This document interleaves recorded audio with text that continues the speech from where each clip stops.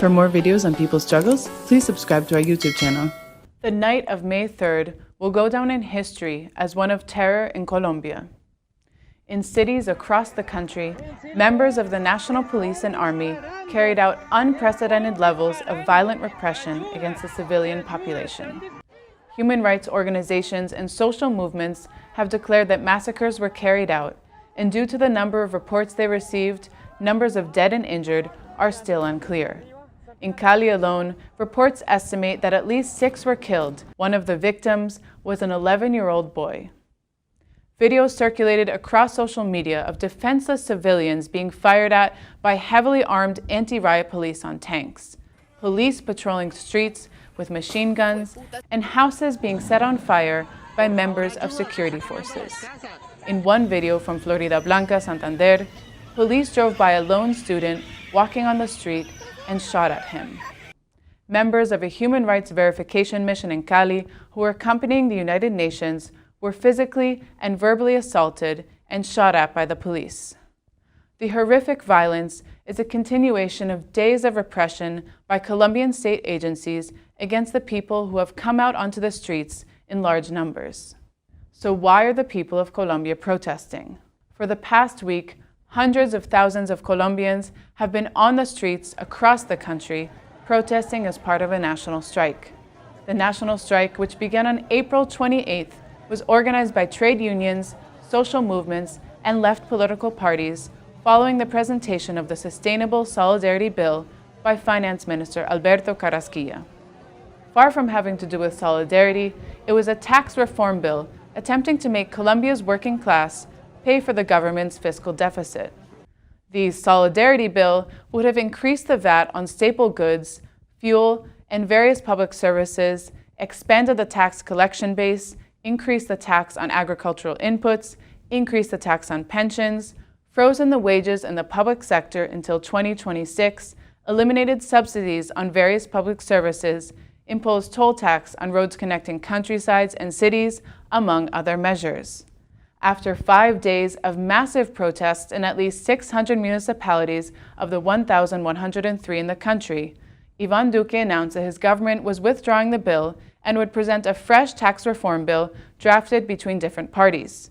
Organizations warned that the withdrawal is only a partial victory and that their demands go much further. What are some of the other demands being raised by protesters? In the immediate term, organizations have demanded the withdrawal of the army, the end of repressive actions against protesters by the police and the army, the guarantee to the fundamental rights of the population, and a full and thorough investigation into the violations of human rights carried out by security forces over the last week.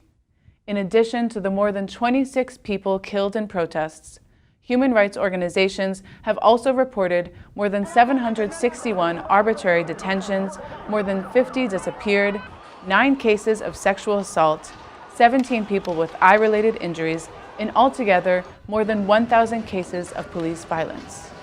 Other demands have to do with an end to the systematic and violent repression of dissent and social protests that has been going on in Colombia for decades. The protesters have demanded that the government respect the peace agreements, end the genocide of social movements, and dismantle paramilitary structures in the country. What is the history of this violence against social movements in Colombia? Throughout the 60-year-long internal armed conflict, Colombian social movements and political organizations have been declared objectives of war by successive conservative governments. During the 60 years of the conflict, more than 80,000 people have been forcibly disappeared. The reign of ex-president Álvaro Uribe Vélez from 2002 to 2010 was one of the bloodiest periods in Colombian history. The president enjoyed full support from the United States and one of the biggest military aid and training packages called Plan Colombia to allegedly help the country fight the war on drugs and terror. During Uribe's term, it is estimated that at least 20,000 people were disappeared.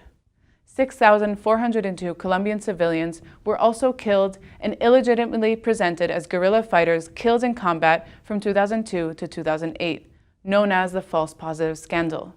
His government oversaw the persecution and assassination of human rights defenders, trade unionists, and left political activists.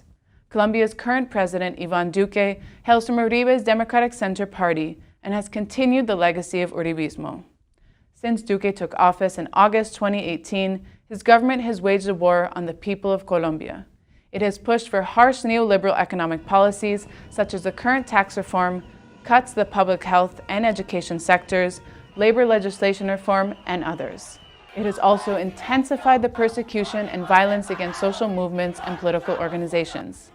Since 2016, over 1,100 social leaders, human rights defenders, and ex-combatants have been assassinated, and over 700 of those occurred under the rule of Duque. His government has also systematically undermined and abandoned all obligations the Colombian state has with the Havana Peace Accords and the peace process that began with the National Liberation Army. The government's neoliberal reforms, violence against the population, and attacks on peace have been met with consistent mobilization and resistance from diverse sections across Colombia. This was seen with the student strike in September 2018, the social minga in March 2019, the national strike in April 2019, another national strike in November 2019, and the massive protests against police brutality in 2020.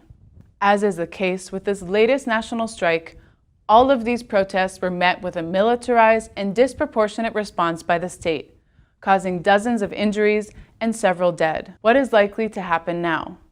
After nearly a week of protests and violent repression, international human rights organizations and bodies such as the United Nations, the European Union, and others have started to condemn the actions of the Colombian state and security forces. Former President Uribe has been harshly condemned for his tweets that encourage the use of firearms against protesters. Notwithstanding, the government has made no moves to decrease repressive actions or demilitarize the cities.